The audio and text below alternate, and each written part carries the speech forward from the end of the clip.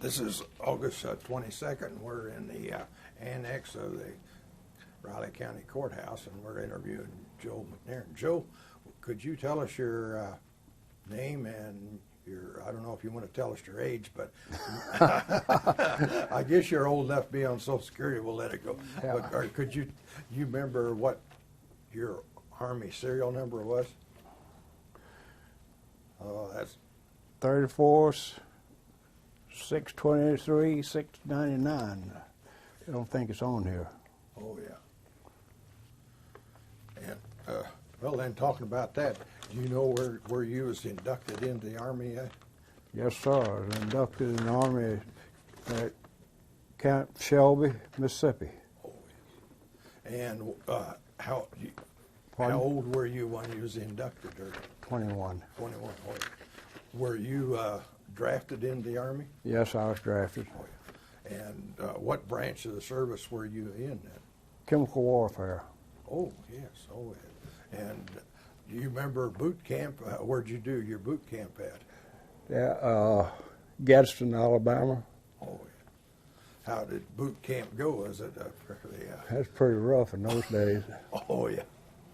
I was an instructor, and after basic training, I was an instructor in chemical warfare.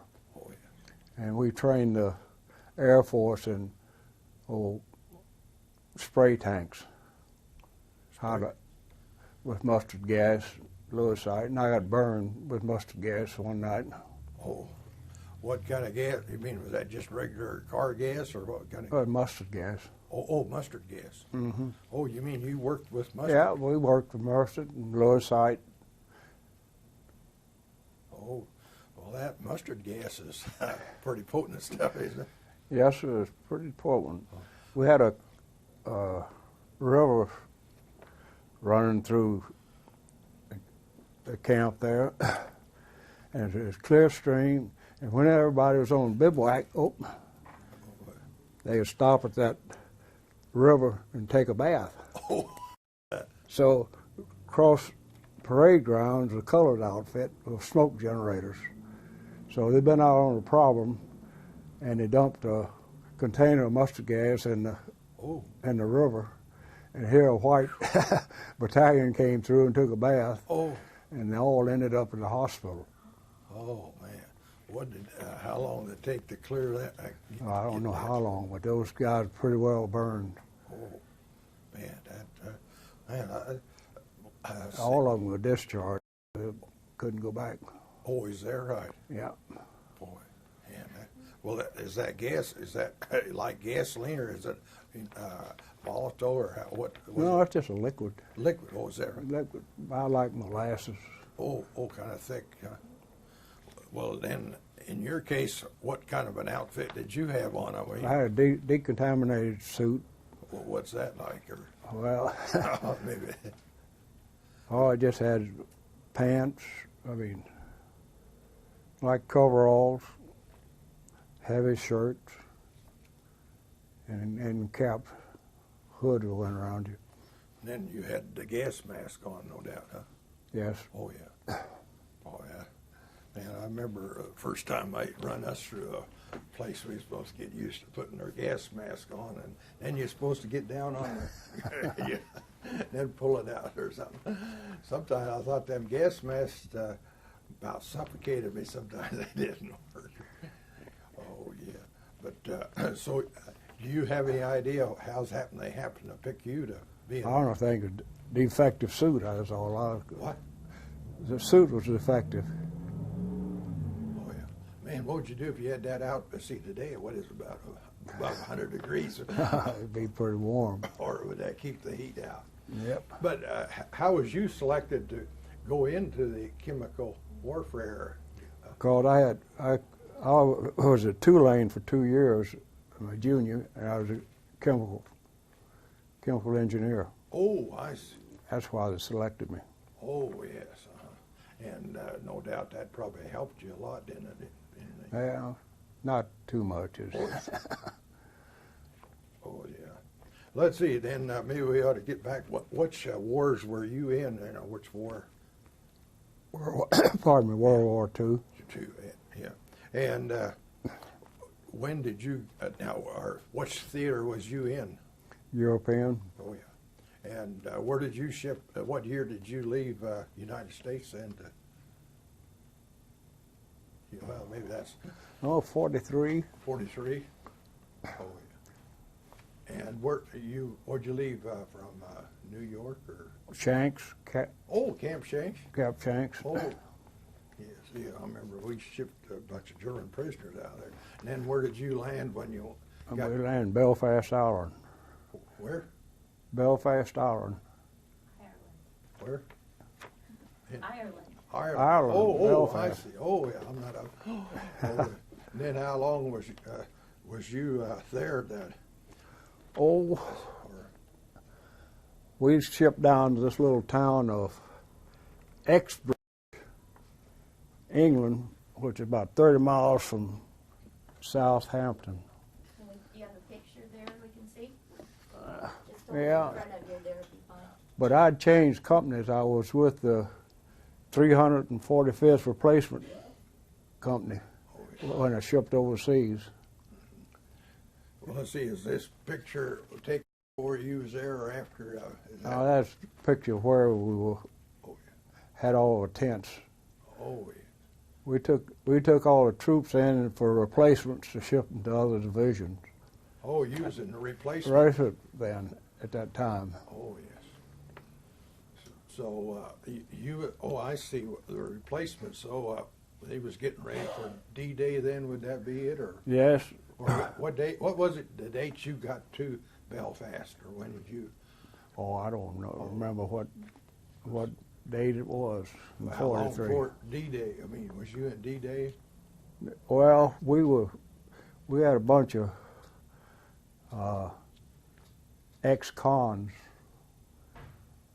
in our camp at that time Oh, yeah, that we were trained for V-Day, oh, and they went in on V-Day. oh, yeah.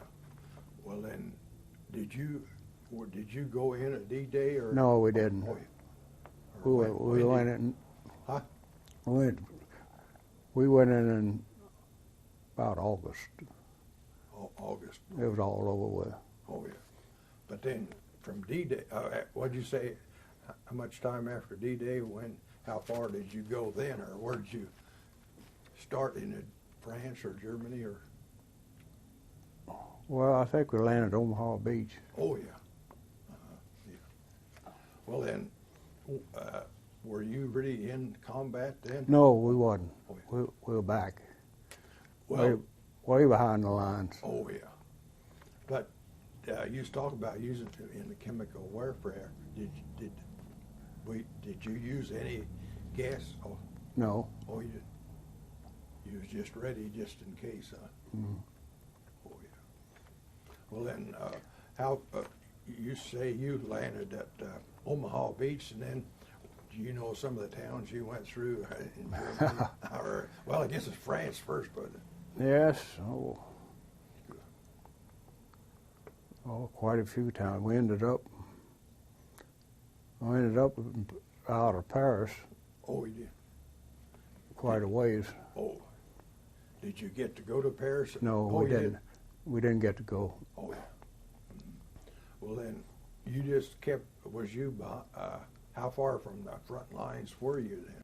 We were probably 30 miles behind. Oh, yeah. And you had to be have this gas to, with you in case you needed it? Is that, I mean, if they wanted to use it, is that it? Or? No, we didn't have any gas. Oh, you It didn't? was replacement. We just had personnel. We sent to all the divisions that needed men. Oh, I see. Maybe I need to back up there. I thought you wasn't a chemical. Oh, what unit was you with when you went in on D-Day or after D-Day? What? 345 replacement. Oh, See, we just replaced men to the front, Oh. sent them up all the time. oh, And they lived in tents. And whenever the order would come, we send so many men oh. to a division. Well, that was kind of like a supply line. A supply of people. Boy, how many replacements would you might have at one time, or? Oh, you could have 25 or 30. Oh, according to whatever the orders were. And they may not know where they might go. I mean, they just whatever. Yep. But you're not in the what chemical warfare? No, I wasn't in chemical warfare. Then, I see where they. So that was your job all the way through then to. No, and after the bulge. Oh, you went through the bulge. No, after the bulge. Oh yes. I went to the 106th Cavalry Reconnaissance Troop, and about second week in February, I think I went. Oh yeah. Well, how far from the bulge were you? As far as was you back about what, say, 10 miles, 20 miles, or? Oh, we were back in this little town of. Bastogne? See, this outfit got the heck beat up during the bulge, so they pulled back for reorganization. That's when I joined them. Oh yes. And this guy, Sergeant Hill, he got the Distinguished Service Cross for his duties during the bulge. And they made him a lieutenant, so I went up as a platoon sergeant. Oh. And took his place. Oh yes. Oh yeah. Do you know what he did to get that Distinguished Cross? Well, it's quite a story. Well, the other thing was it was a lot different temperature at that time than what it is here in Manhattan today. Yeah, where in the heck is it? Yeah, it's quite a story. Was C Troop 121 Squadron, thinking of many pleasant things on a never-to-be forgotten evening. True, there was the ever unpleasant cold, snow, and lonely woods, but many men were loaded down with precious fruit cakes and dozen or more rare eatables found only in GI Christmas packages from home. Foremost, the fellow mines were coming on the following morning when they would not be relieved and could once more sleep in a warm bed with shoes off, shave warm water, answer a few of the dozen answers to letters from folks. The second platoon was overly cautious as they boldly made small talk and while away long afternoon hours of the outpost. A few days before the engineers had finished with elaborate network anti-personnel mines, booby traps, grenades in front of all four-man outposts. The outpost consisted of 7 positions lining the crest of the wood hill, in the center of which was a large abandoned quarry about 500 yards in diameter, 100 feet deep, with sharply sloping sides. The only building in the quarry was half a dozen fenced-in coal sheds and large processing plant of 3 rooms at ground level and 3 in the cellar. The cellar was used by Lieutenant Whitlock as platoon CP, connected to the troops of C by telephone. The troop C's were in the Gross Roslyn small town about 1 kilometer south of the quarry. Each outpost was connected by phone by platoon CP, and the men were occupying defensive dug-in positions at the crest of the hill in a semi-circular area some 1,200 yards in length. The first indication all that would be not well came at 1600 when 2 smoke shells dropped, one directly over and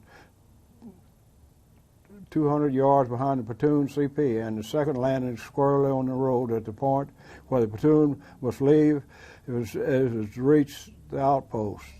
At 1700, Lieutenant Woodcock phoned a warning to all posts alert for enemy activity. At 1800, 3 mortar shells landed over and halfway between the center post and the pass of the road. No one then guessed that this was German artillery preparation for the storm that was to come. Nor there was any particular significance attached to the reports of a few bursts of Jerry burp guns fired to the left front, and to the men seen running about on high ground about a kilometer to the south. Someone mentioned that they're probably warming their feet. The usual night guard was arranged Sergeant Benjamin Hill in charge of the first team. Sergeant Hill and Graziano, Part D, water cutter, and with him on post number 1 on the right flank. Number 2 post to be left vacant as the platoon was left short 4 men. Number 3, Corporal Monroe, Hickson, Dewberry, and Tolson. Number 4 is manned by Sparks, Rake, Cunningham, Ostrich.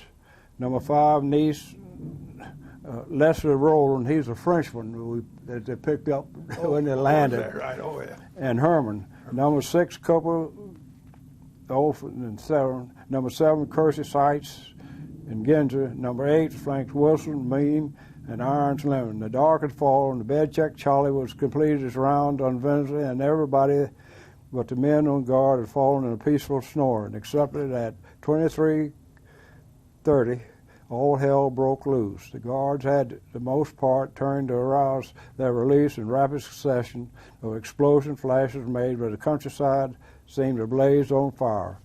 A light snow had just fallen and outlined every twig as it caught the blinding lights. There was general bedlam for madmen shrieking and shouting. The air was filled with clamor of personal minds, hand grenades, shells, spitting trees, time between split-second thunderclaps and the splitting fire and sharp barking of several hundred burp guns. It had been carefully planned to the split second.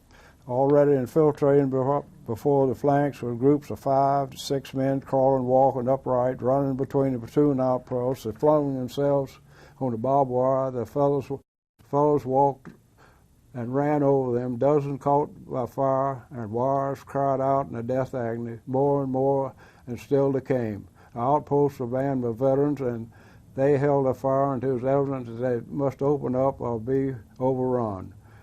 For 30 fast minutes, they managed the frozen, snow-covered machine guns, crossfire, impossible to do to the distance between the posts and limited visibility of the trees. Again and again, the Germans assaulted outposts, throwing rifle grenades, small arms fire, in fantastic attempt, while they shouted the men to surrender. Sergeant Hill heard the reply, "Surrender hell, come and get me, you son of a bitches." On number 3 post, Corporal Monroe pleaded for the artillery, but few rounds of the enemy were cut. Do you have any idea how much snow it was in there? Was that about that deep, or 3 inches or 4 inches, or? Well, that snow was pretty heavy. It's probably about 3 foot. 3 foot. Oh, and temperature-wise, was it wind blowing or anything like that? Oh, it's pretty calm. Oh yeah.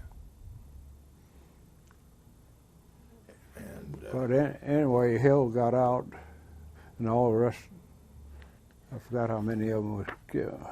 oh yeah. Let's see. So he was kind of leading your group then. Is that it? Yeah, he got Distinguished Service Cross on this That's where this action. the Battle of the Bulge. What did happen there? I mean, everything was going along pretty good, and then did they didn't realize the Germans were coming up? Yeah, caught them by surprise. Oh, was it? Now, how long did the Battle of Bulge? Well, let's see. What it started about the middle of December, was it? Well, you don't have to be exact on the date, but It started when the heck I think it's got it in there. Oh, 89. let's see. What outfit were you with? What outfit was you with at that time when you went through? I was with the replacement company that time. Oh, you were. Oh. This was between December the 31st to January the 1st. Oh yeah. And then how long did that last for? And you know how? Well, it was over January the 1st. Oh, it was. That's what they pulled back on the 2nd of January to this town fallback for reorganization. Boy, that would have been something to just been in war, but then also being in the conditions like that with the snow. Was it actually bigger snow and harsher winter than normal? Yeah, pretty hard winter. The snow wasn't melting at all. Oh, yeah. Let's see, was that close to the Black Forest, or would they? No, that's maybe a little ways away from there, though. Well, it was way like forest because they'd been in But like actually, forest. you said you was a replacement company. How far were you from where the actual combat took? Oh, we're still about 30 miles behind. Oh, is that right? Yeah. Oh, but then could you give them enough supplies of what they needed? I mean, to get the people up there when they needed them there. See, what is that? Is that a picture of your? Well, I just say Lieutenant Hill. He came out with a. I don't know who made him put a white stripe on the back of the steel helmets for officers. Oh yes. And we didn't wear a steel helmet hardly. Oh, you didn't. No, we had to get caps, hats, and stuff like that. Enlisted men, they didn't have to wear it. Of course, they had artillery barrage something to put something on, but whenever we went on a roll or something like that, we just used a soft hat. Oh yeah. Of course, it was pretty cold too. That soft hat probably. Yeah, those tankers gears wasn't awful warm. Yeah. You talk about tankers. You didn't get a chance to ride in any of the tanks or the trucks or No, we only had jeeps and armored cars. Oh yes. What we had. That wasn't the half tracker. Was that the No, we just had armored cars and jeeps for reconnaissance. Oh yes. Jeeps had machine guns on pedestal mount and radio. Oh yeah. So would you kind of agree with what Eisenhower said? What the three things that won the war was the Jeep and C-47 and M1 rifle. I don't know. I carried a BAR. Oh, you did. Now, what does a BAR stand for? Do you know? Browning automatic rifle. Oh yeah. But see, is that a little bit smaller than a? No, it's a huge. Oh, it is. Oh, was it a two-person one to carry it, or Pardon? you carry that by Yeah, yourself? you carry it so. Oh yeah. Oh yeah. Had a lot more firing time. But Yeah. amazes me though how they kept the supplies. I mean, the replacements, and then also how about well, let's go back to your food. I don't know. I don't suppose you ever ate in a Holiday Inn or anything. Oh, most was C ration. Oh, is that right? K ration. Oh yeah. But did you? Sometimes the cooks would prepare food for us. Oh, I mean, you might have a hot meal. I mean, Yeah. Oh yeah. But we were in this town of Offenbach, dismounted, going in to clear some Germans out. Hill was killed by a sniper that day. Oh, he was. Hmm. Oh.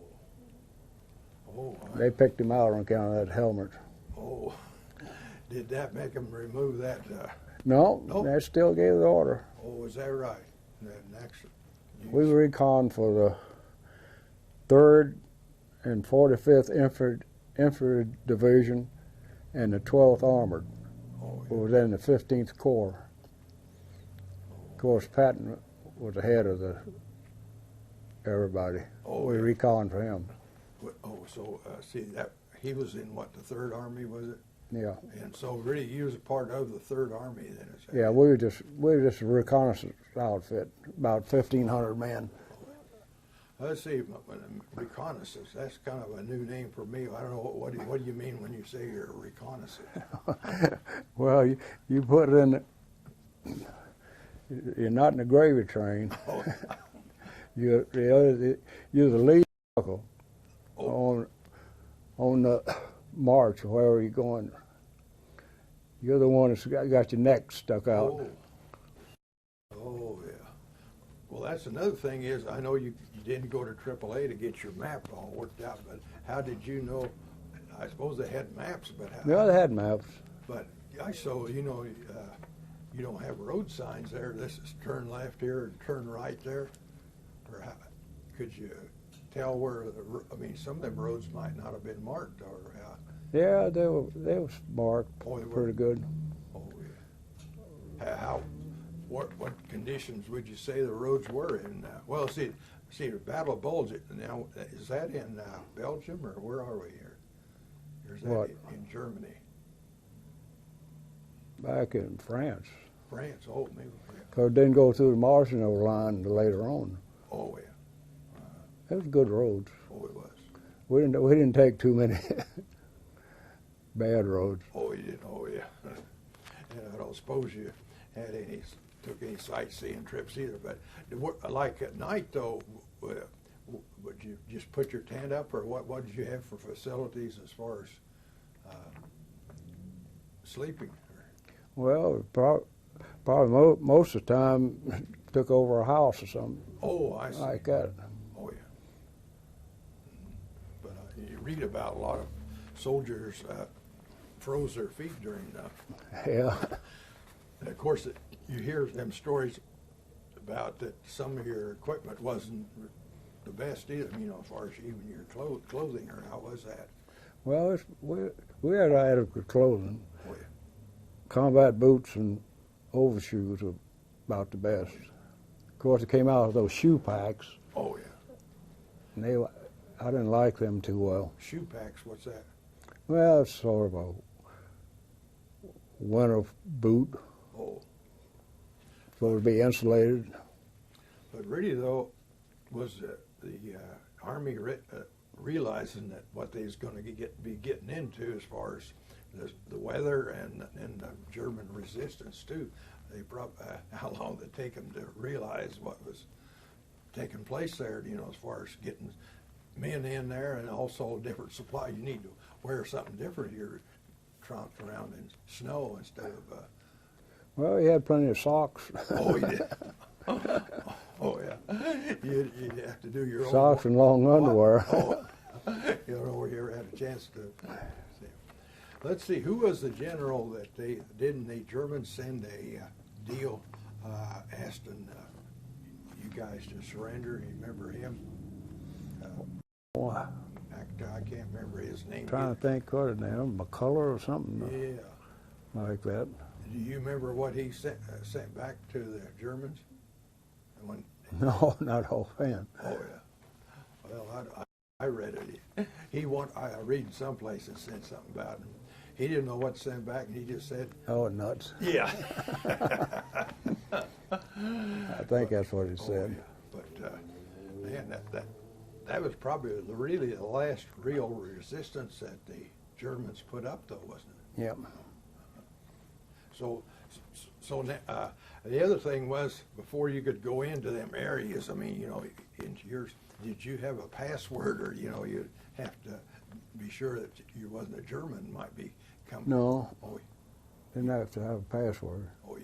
Hey. Because we were right in the point, we was ahead of everybody, so. Oh yeah.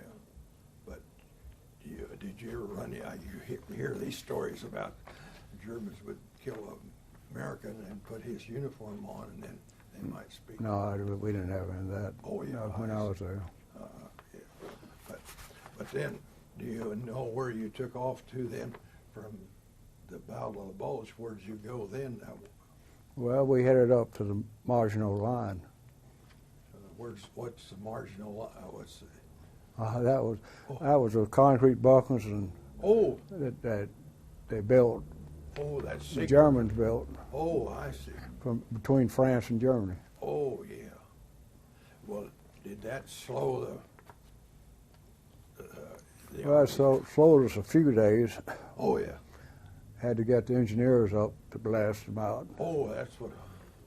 Well, let's see now. What is that Siegfried line? What did it look like, or would you call? You had another name for it. Well, just big concrete bunkers and big teeth, dragon teeth to keep tanks and vehicles out. Dragon teeth. What do you call? Well, they're just concrete triangles, Oh yeah. 6 to 8 foot high, that you couldn't drive through or drive around them. Oh, yeah. But see, soldiers, they could go around through it, but Yeah, but it was pretty risky. oh, I'll bet. Well, or did they have mines or explosives in there too? Or? Yes, that's when the 12th Armored came in. Oh,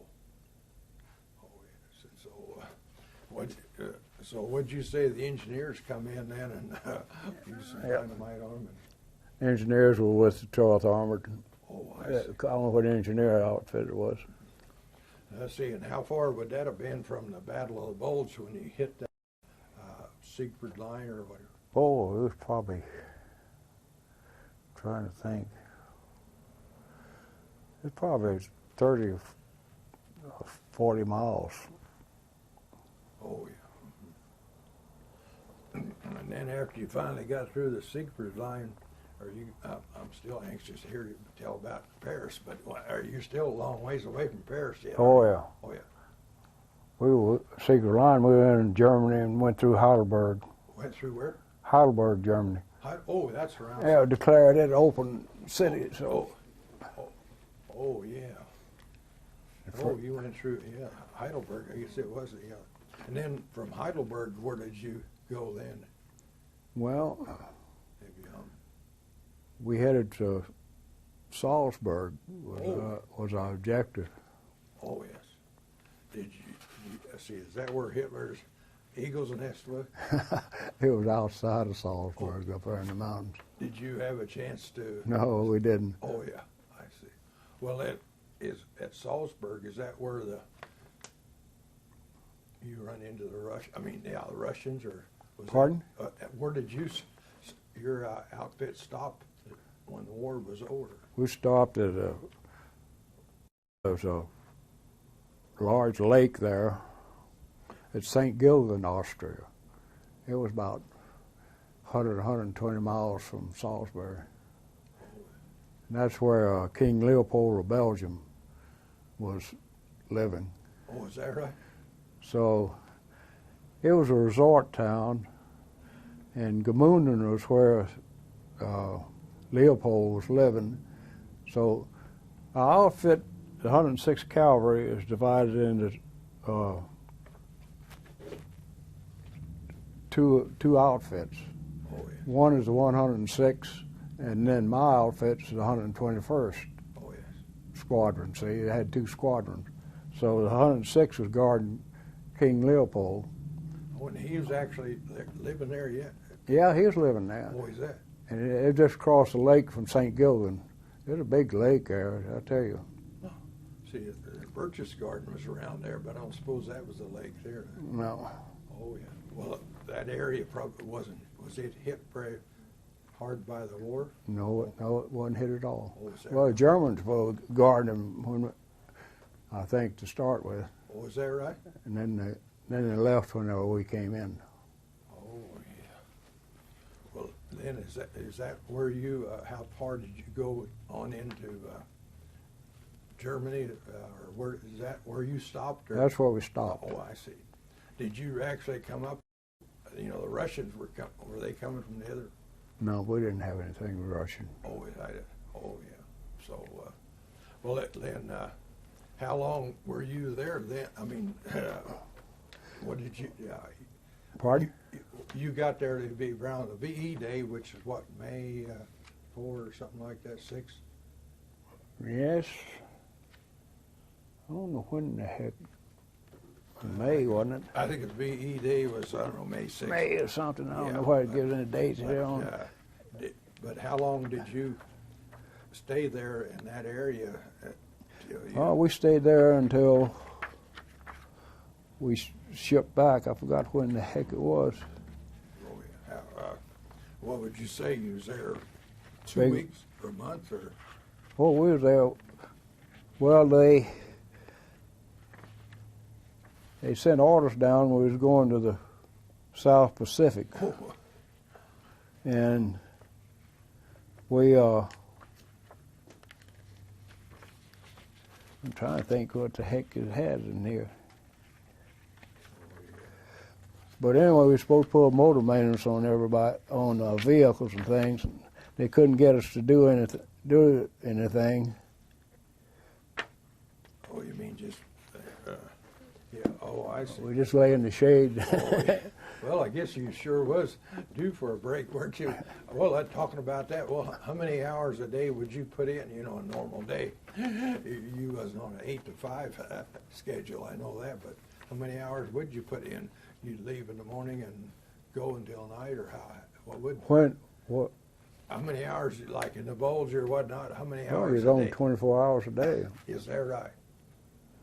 you'd get relieved every third day. Oh, Yeah, we had three platoons, so they'd relieve us. and then you'd be off, what, one day then? We wouldn't be off. No, well, they'd have the lead platoon, then they have a backup platoon, and then they would have a company headquarters and cooks and all vehicles and supply, and then the third, the platoon was relieved, but be the back platoon for support. See what I mean? So you sit back there and think you have a gravy train, but it wasn't. They'd pick on you before they let the other people go through. Oh, yeah. That's what I was wondering. Then sometimes you'd have some casualties too, and you'd have to, Yeah. how you'd have to maybe stay at work an extra day or something like that. Or Yeah, they usually picked on the last platoon. oh, is that right? Oh. And, They were pretty smart about that. oh, they were. Oh. Boy. Well, how would that feeling be? I know when you did get a chance to be in the 3rd platoon, and you knew that in a matter of what, day or two, you'd be up on the front lines, and maybe that isn't a good question to ask you. Well, we usually stayed, probably first platoon would be a week. Oh, yeah. But what I was getting at, actually, even when you was in rear platoon, you could still hear them. Oh yeah, we probably was with that outfit, probably just a mile long. Oh, yeah. But maybe that's a bad question to ask you. What the feeling was that maybe, or how soon was it you really got into the war as far as that goes? I mean, realizing that you was going to be shot at, Well, that started from the time you landed. Oh, Probably. oh yeah. And so it does. It would be a tense situation, though. Of course, so I suppose that when you hear Fort Riley shooting over here, does that bring back some memories to you? No. Oh, it did. Well, let's see. You had that one magazine there. What, Stargazing? Is that it? Well, that's about.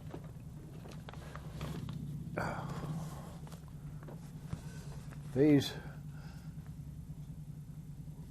Lynn Kappelman, he's in Lawrence, Kansas. Oh, is that right? Oh, yes.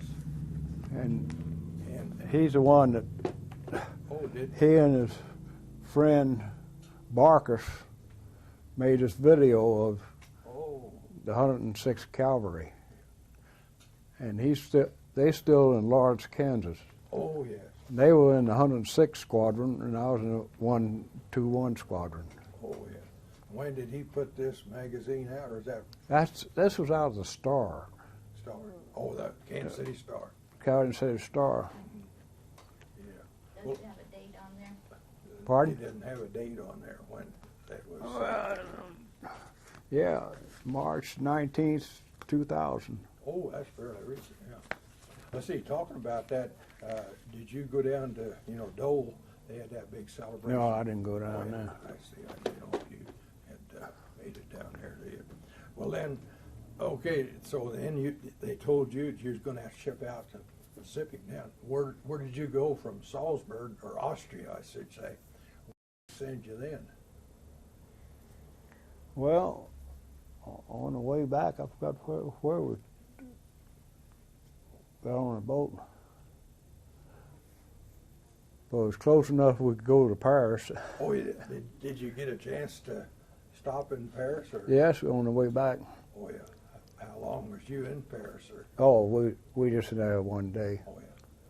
Did you remember anything you was doing things you seen in Paris, or you probably see them on? Well, Eiffel Tower. Oh, you got. There was sites like that. A little trouble. About 1/3 of the company brought a dog back, and I had a German Shepherd, full blood German Shepherd I brought back. puppy. Oh. Now, you know, there one time they had what, these canine dogs or something, but this is practically your own. No, this is just a regular dog. Did they give you much static about bringing that dog?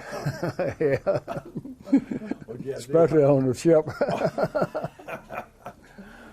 What'd you have to do, hide it in your army? No, we didn't have.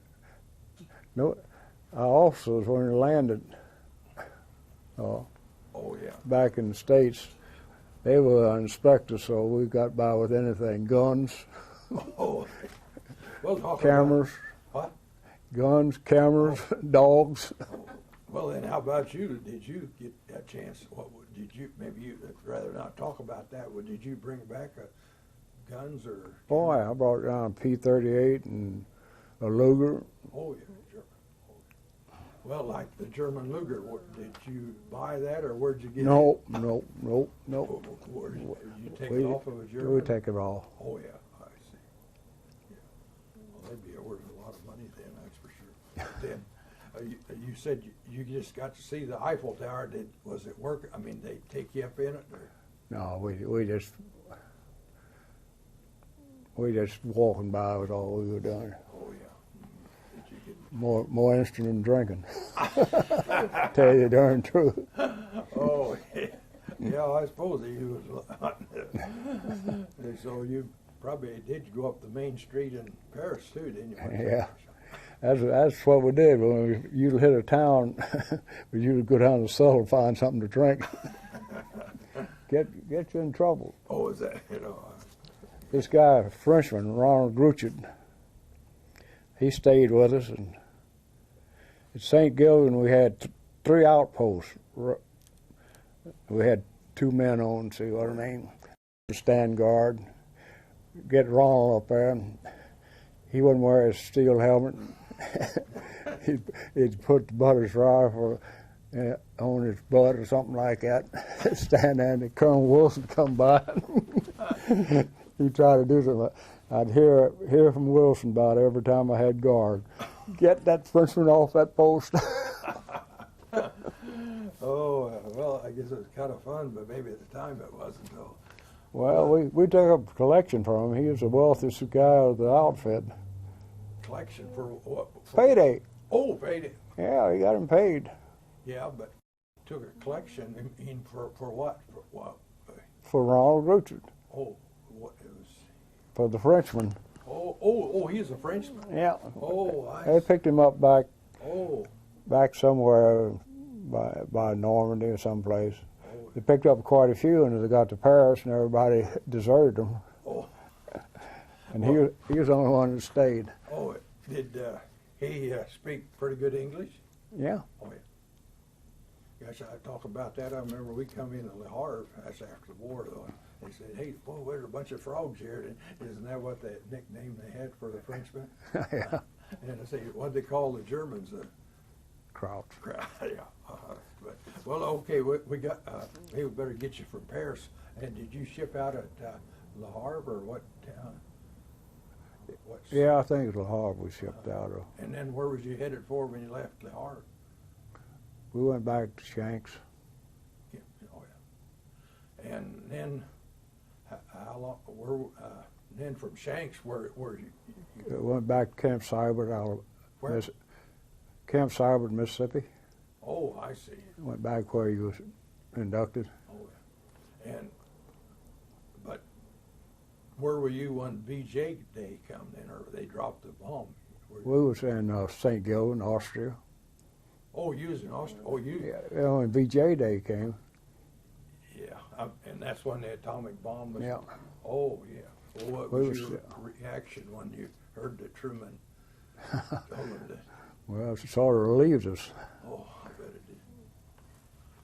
Well then, okay, so then was you discharged then? When was you discharged from the Army then? Oh, in October of '45. October 45? Yes. Oh, yeah. Okay. And then how was, you was in the Army, you say how many years? You went in 43? Well, I was in, what the heck is it? You don't have to have the exact date, but About 2 years and something. oh yeah. Did you find? Another 3 years. Oh yeah. See, I guess you didn't get wounded, did you, in the war? Or? Yeah, I got Purple Heart. Oh, you did. Oh, I see. Oh yeah. I don't suppose you want to go into how that happened, but how about after you got out of the military? What was that like? Did it take some adjustment to get used to civilian life, or? Yeah, I guess so. Divorced my first wife, and Oh. re-upped in the Army. Oh, So that took a lot of it. Oh, yeah. Well, what was your first? Oh, then you say you went back into the Army then? Yeah, Oh yeah. Or maybe are you retired? no, Oh, I just spent 3 years from 46 to 49 at Fort Riley. Oh, I see. The reason I volunteered for Fort Riley, my company commander was out here, and Oh, no sooner I got out here, he was gone. Of course, I guess talk about Fort Riley. It was a little different camp than fort than what it is today, isn't it? Oh yeah, Oh yeah. Mm-hmm. How much time did you spend at Fort Riley? 3 years. Oh, you was there 3. Let's see. Did you say that's where you met your wife then? Yes. Oh yes. And then what have you done after you've been out of the military then, or what have you gone into? Or? Well, I worked for my father-in-law as a carpenter, Oh, I see. What was his name? Dutch Peters. Oh yeah. Then I was superintendent for construction a long time. Oh yeah. And so you built a number of houses here in Manhattan, or Well, mostly commercial. what was some of the buildings or things you built? I mean, in Manhattan. Oh, St. Mary's Hospital put addition on it, and put a building up on the campus. Worked out of town mostly. Oh, was it? Oh, how far out of? Oh, you. Went to Emporia, Oh, yeah. Hutchinson, Wichita. Oh, yeah. I suppose it's kind of fun to go back and see some of them buildings that you did. Well, what do you think about the Army? Did you feel that did you rather not gone, or whether you think it did you any good, or what? As far as growing up, or what do you think about young people should be going into the service or something? That's good for them, Oh, yeah. my opinion. I know a lot of other ones feel that same way too. All right. Getting back to St. Gilgen, I had To where? about the living conditions in St. Gilgen in Austria. Oh, I. 28 men and 25 houses to go to round them up. Well, Wilson won't know if he want to stay in a hotel. It's a nice hotel down there. No way, Mr. Well, you had quite a job keeping track of that many. You'd be surprised when you went around sometimes. Or did you have some ladies helping you keep that house? Well, how long were you in that house that you? Pardon? How long were you in them houses in Australia? Oh, we were probably two and a half months. Oh, that 3. long? Oh, I see. Oh, yeah. Yeah, they had a little narrow gauge train that stopped there at night. So we'd have to go over there and search it. Oh, I see. Oh, you're kind of the guard. Yeah. So, oh, I see. That was quite a change from what you'd been used to going through Germany and France. Yep. To have something like that, boy, yeah. But how big a family do you have? How many children do you have, Joe? I have 4 boys and 1 girl. Oh, yeah. Do they live around here then, or? Well, 3 boys in Kansas City, 1 boy in California, and my daughter's in Colorado Springs. Oh, yes. And so you've living here in Manhattan now? Yeah. Put the 4 boys through K-State, so. I see. Oh. Did you live pretty close to the campus, did you? Or? Yeah, I lived out here on Strong Avenue, Oh, yes. right east. Well, let's see, did you have any particular other things that we didn't talk about here that you might want to tell us about, or? No, I sure don't. Oh, yeah. Well, we sure do appreciate you taking your time to I'm too glad. be here and tell us about that, and we sure do thank you again, Joe. All right. Thank you.